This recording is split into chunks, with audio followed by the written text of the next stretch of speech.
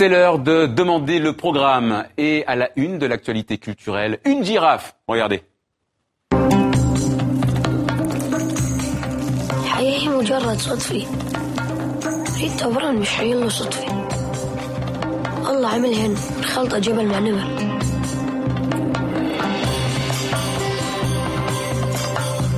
I'm a veterinarian and I'm going to deliver a calf. ماذا؟ Forceps. شعر أبيض.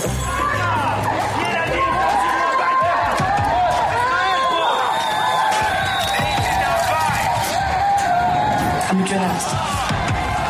I didn't know you had a zoo in Palestine.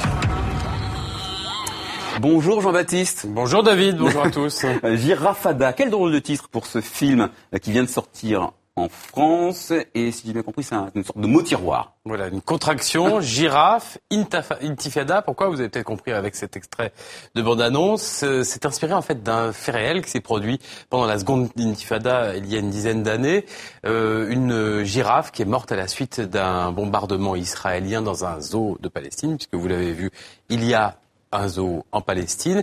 Et le réalisateur Rani Massala était à l'époque dans la finance à Londres. Il a voulu amener une autre girafe dans ce zoo pour remplacer celle qui était morte en quelque sorte. Il a essayé de passer via un zoo israélien. Ça n'a pas marché, mais ce que la réalité ne peut pas forcément, la fiction, elle le peut. Il s'est donc lancé dans le cinéma pour raconter cette histoire, avec cette histoire d'un orphelin. Son papa est vétérinaire dans le zoo et ils vont donc se lancer dans une expédition. Alors on pourrait craindre quelque chose d'un peu angélique sur un terrain sinon miné, en tout cas assez conflictuel. Eh ben non, ça marche bien, c'est une vraie fable, un conte pour enfants et aussi pour les plus grands. Ça marche bien, c'est assez beau aussi, une belle mise en scène et avec pas mal de suspense. Voici un autre petit extrait, David. You don't understand. She keeps refusing to eat. She is dying. Okay. What's the plan, Habib? The only solution is that you send me a male giraffe and you send it now. An endangered species to the West Bank. You're losing it, you see.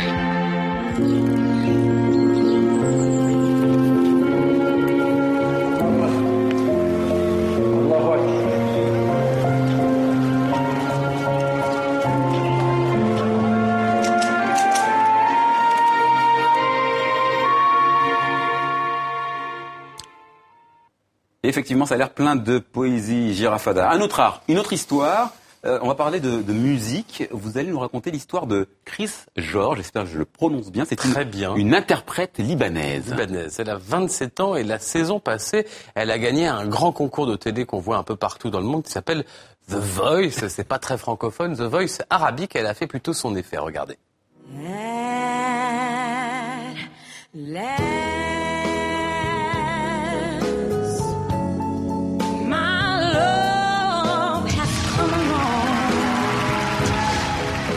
Voilà, alors je ne sais pas si vous avez déjà vu cette émission, mais il y a des jurés qui appuient et qui disent s'ils aiment ou s'ils n'aiment pas. Là, visiblement, ils aiment, ils s'agitent dans tous les sens, mais elle n'a pas gagné en fait The Voice, elle a été jusqu'au quart de finale, elle n'a pas gagné, mais elle a gagné autre chose. Elle a tapé dans l'oreille et dans les yeux de Quincy Jones, le grand producteur, musicien mythique. Elle enregistre en ce moment un album avec lui, elle est donc entre le Liban et les États-Unis. Elle n'a pas gagné parce qu'en fait, elle chante en anglais, c'est pas très bien vu.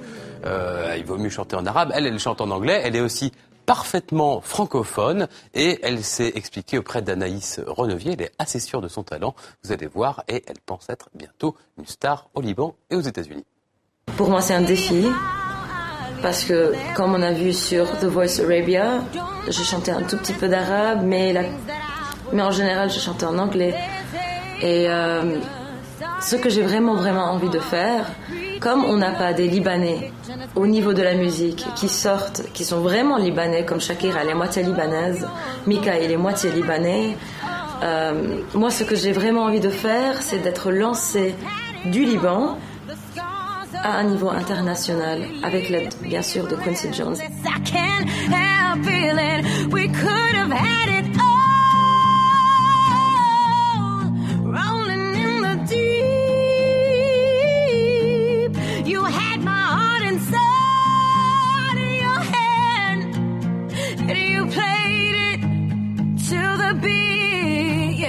Voilà, vous aurez reconnu Adele, pas mal, ça envoie. Retenez bien son nom pour Quincy Jones.